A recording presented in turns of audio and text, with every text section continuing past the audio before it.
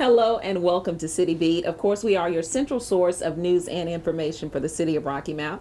I'm Tamika Keenan Norman, and yet again, we have another upcoming retiree, who is giving years of service to the city of Rocky Mount. First, we spoke with our former Assistant City Manager, Peter Barney, and then our previous City Clerk, Jean Bailey, and now our Water Resources Director, who is getting ready for retirement, Mr. Wayne Hollowell. How are you? Good morning, Tamika. I'm fine. Good. I think this is our first time having you on City Beat. It is. Okay, well, welcome to the show. My pleasure. Oh, yeah, and this is bittersweet because you are retiring very shortly. It's been a long journey. Long journey. So how long have you been with the city of Rocky Mount? A little over 8.5 years. Okay. I joined the workforce back in 2004. Mm-hmm. But you've been in local government for quite some time. I was with another city. I was with the city of Clinton for 22 years before I came here. Mm. Well, tell me a little bit about yourself, Wayne. Well, I was born and raised in Edenton, North Carolina, which I call a little Charleston, but it's on the Chowan River. Very historic town, and we took I think you pass carves out who you become, but there was a lot of pride in our history, and it was a farming community and small town USA. But finished up high school, enjoyed sports quite a bit in high school, and I went to Campbell University. Mm-hmm. And Dad had it in mind I was going to be a lawyer because he was one, but my strengths were math and science, and okay. I majored in a combination of biology and chemistry, which I think in today's curriculum we would call environmental science. And graduated in '72 from Campbell and immediately went to work.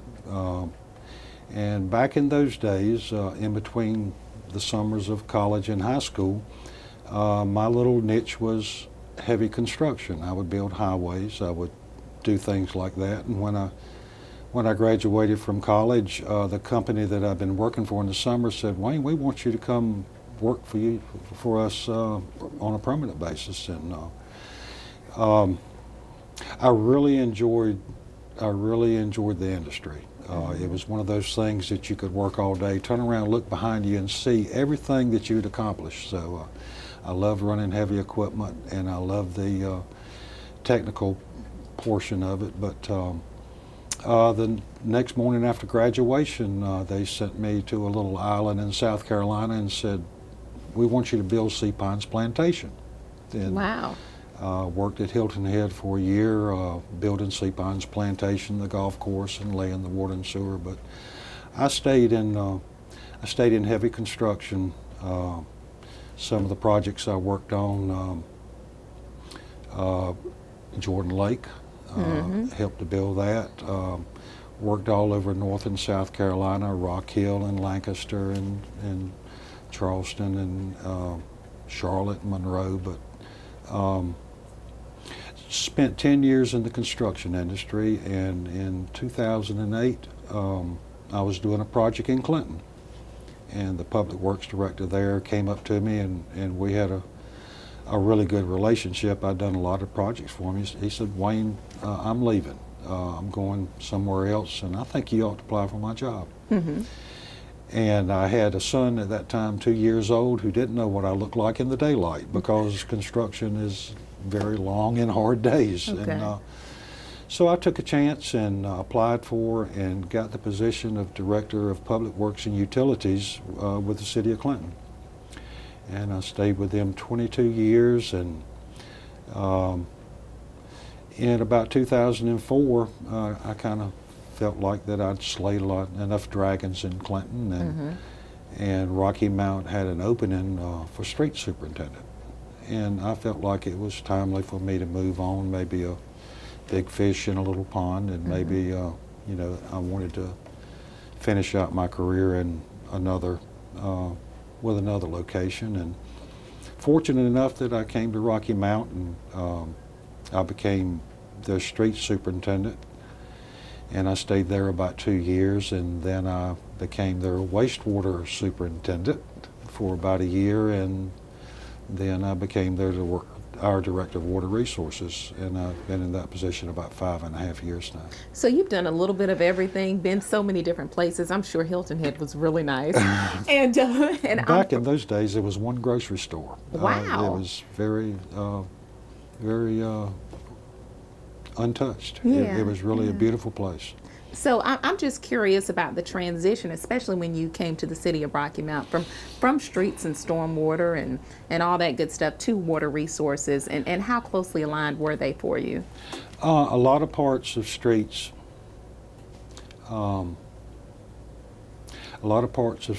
is very much like water resources. Streets is involved with infrastructure, storm drainage, roadways, and things like that. And water resources is a big part of infrastructure too. And it was kind of funny because we were back in those days when I was street superintendent. I would get a call from City Hall, and some guy named Peter Varney would call me up and said, "Wayne, can I stop by and see you for a little while today?" And I said, "Yes, sir." And I was working for the Public Works Director then, who was Doug Robertson. Okay. And Mr. Varney called me up, and I called Doug, and I said, "Doug, some guy named Peter Varney is calling me up, and he wants to go show me something." And he said, "Wayne, you might as well go ahead and do it." But anyway, Mr. Varney would pick me up, and we would go look at a drainage problem in a street, and that he would be getting complaints on, and he would say, "Do you have any idea how to fix it?" And I would always say, "Just give me a deadline." And we had a very professional relationship. About once a month, Mr. Varney would call, and he would take me somewhere and show me something else, and we started putting up the bus stop canopies and things like that. And but anyway, when we were at a retirement party, I think, for Stanley Curtis, who was the former waste treatment plant superintendent, and I was standing there with Mr. Varney and Mr. Raper, and I remember Mr. Varney looked at me and looked around and said, "Well, I guess it's kind of sad you don't know anything about waste treatment." I said, "Mr. Varney, I know more about waste treatment than I do streets." So I applied for it, and I'm probably the only street superintendent in the world who ever went to be a waste treatment plant superintendent. Wow. But I really enjoyed my time out there, and I enjoyed my days at streets. But in any case, the opportunity came when Mr. Blunt retired, and I applied for it and was fortunate enough to be selected, and got to finish 5.5 years and getting a lot of good things done. Okay. Tell me a little bit about some of the functions of your department and for you as Director of Water Resources. Well, I need to say to begin with that water resources speaks a very strange language. The words we use are not commonplace, but water resources is very unusual, where electric and gas purchase their product for resale. Water resources makes our products. And that's very important from the standpoint that we have additional opportunities for innovation. If we can make the water a little bit cheaper. Right now, Rocky Mount's water and sewer rates are in the bottom 20% of the state because we're able to do things economically. But in water resources, you actually have 5 divisions. You have the water and sewer services staff, which is the one who looks after all the sewer collection lines and the water distribution lines that are in the streets, the lift stations. And it would surprise most people that if you took our water and sewer lines and put them end to end, and if you went west, you would be on the other side of the Mississippi River, almost 900 miles. Wow. So Nate Williams is our water and sewer services superintendent, and that's his challenge, is to look after all the lines that are underground. We have water treatment, which will draw water from the Tar River, and we were treated into one of the best drinking products in North Carolina. We have 2 water treatment facilities, one at the Tar River Reservoir and one on Sunset Boulevard.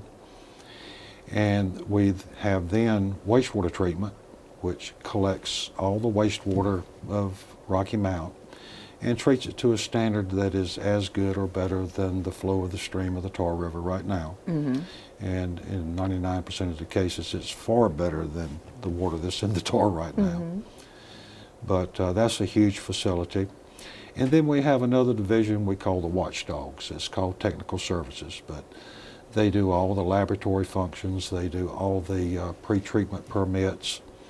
They oversee the process, and when I say process, the technical engineering that goes into making the water and treating the wastewater. But it comprises about 82 employees, and that is the structure of water resources. It's my challenge to make sure that the department presents a good budget, that we stick to that budget, that we watch the revenues come in, and hopefully we can get to put something in fund balance.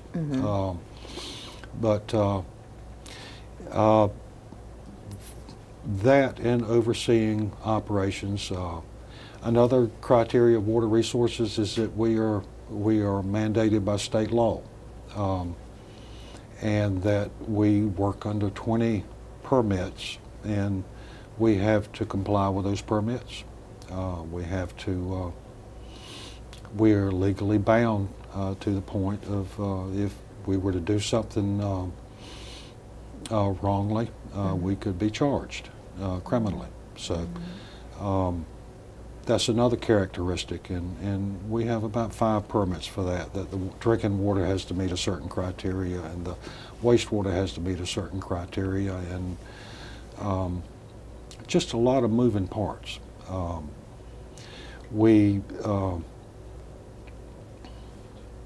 A lot of my communications are directly with the state. I know them all by first name. Most people with the state can tell you exactly what I'm doing today. Matter of fact, I sent out an email yesterday on water supply update and touching base on some things that are changing with wastewater. But it's a busy day, and it's very dynamic with a bunch of moving parts. But the state is very good at making improvements and changes in our parameters of compliance, and we have to stay up with them. Okay.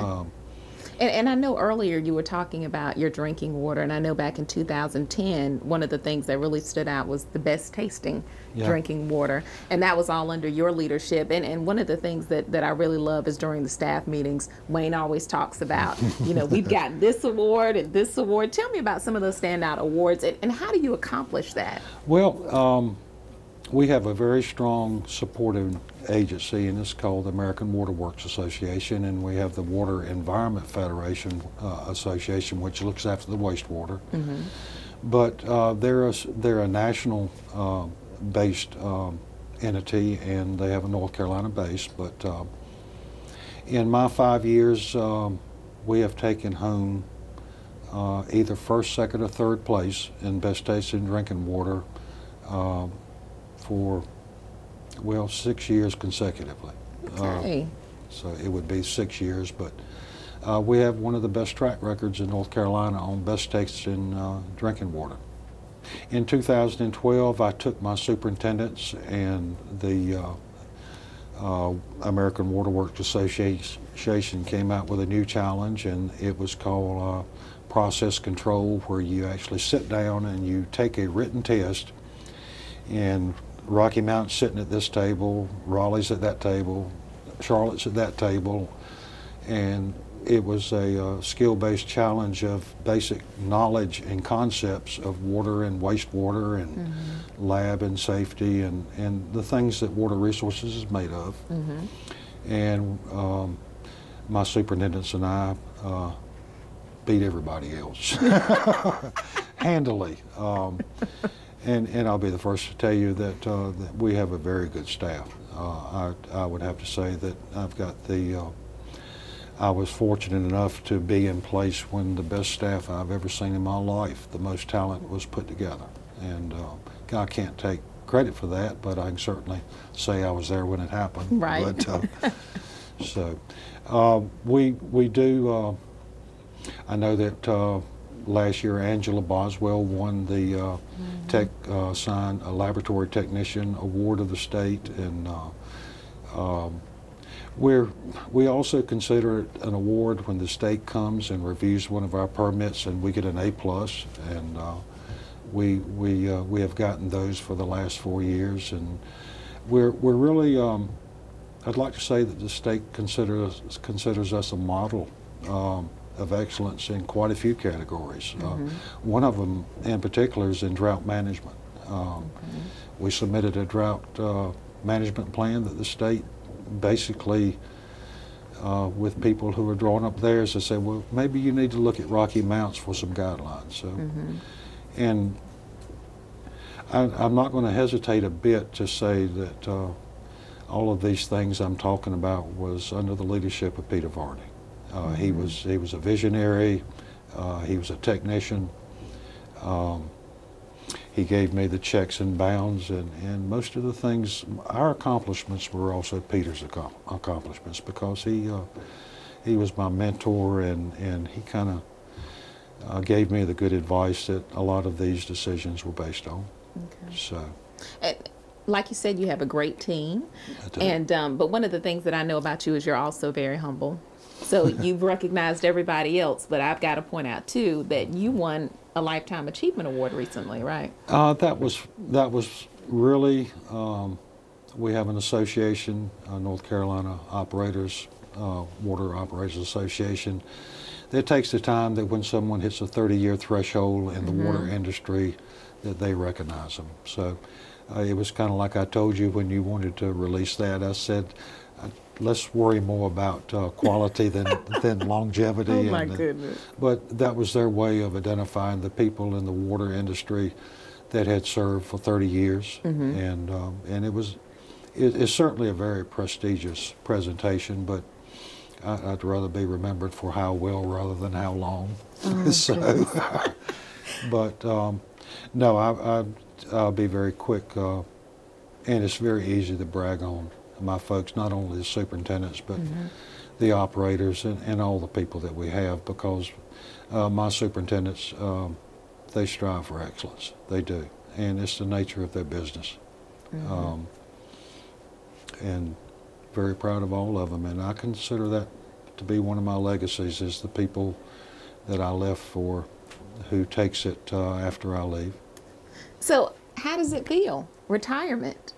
You know, after working for so many years and just going, now you're going to be retired. So I never thought about it.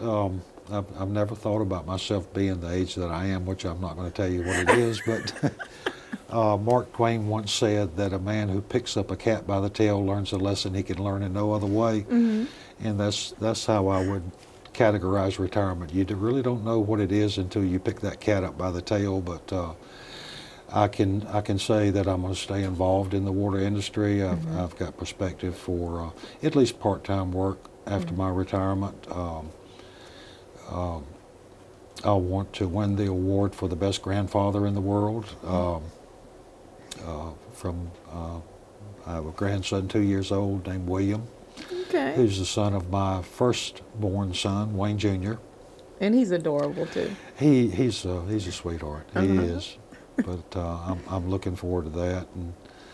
But retirement is going to be I'm going to kind of ease into it, and I enjoy a lot of outdoor activities, and a lot of I love to compete in archery and trap shooting and things like that. I'm an avid fisherman and hunter, and I'm looking forward to trying to see how I can work everything in, but I'm going to stay as a participant in the water industry. I wouldn't know what to do if I didn't play in it some way, but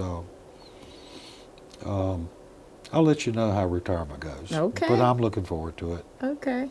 So Wayne, what do you want to be your legacy? When you leave the city of Rocky Mount, what do you want others to say about Wayne Hollowell? A good and decent man.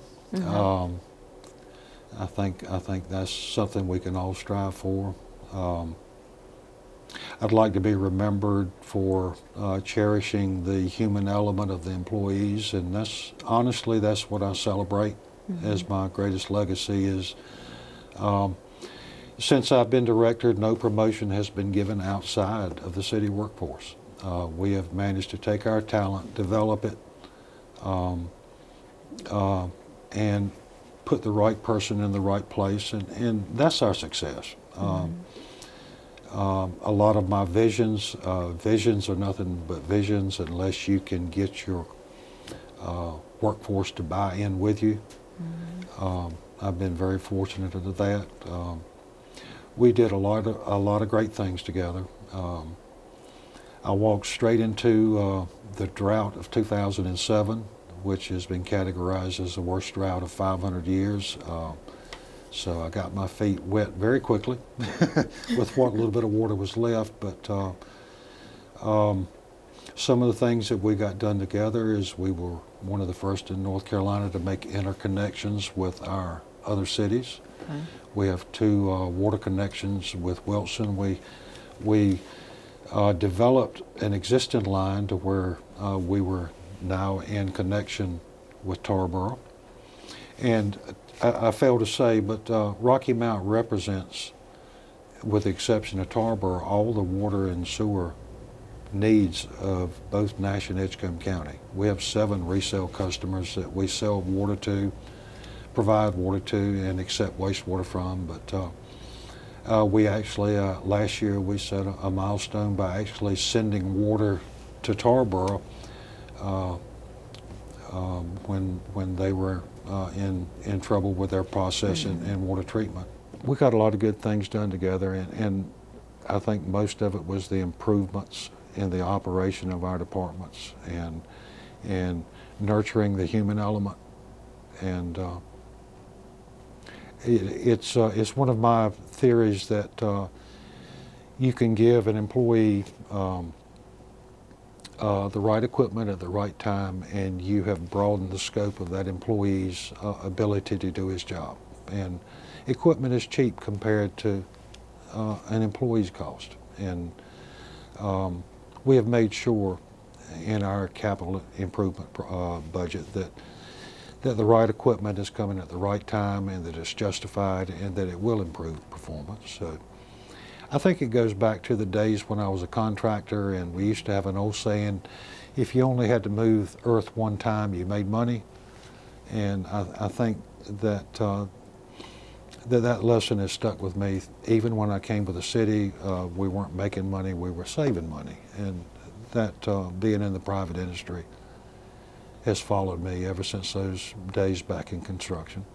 All right. Well, thanks for everything that you've done for the city, Wayne.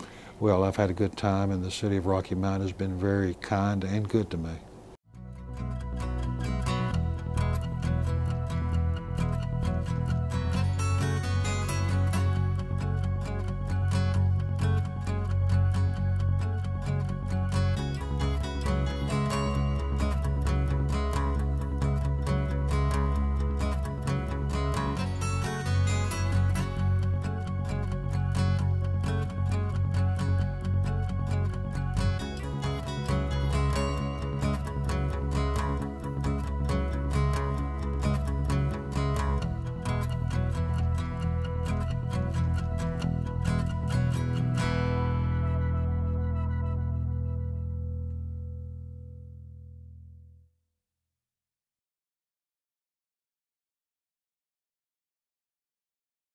This is going. Okay. Thanks so much, Wayne, and good luck to you on your future endeavors. This is just another shining example of our leaders in the city of Rocky Mount, and more information about the important services that they provide for you. Thanks for tuning in to another edition of City Beat. We'll be back with more next week.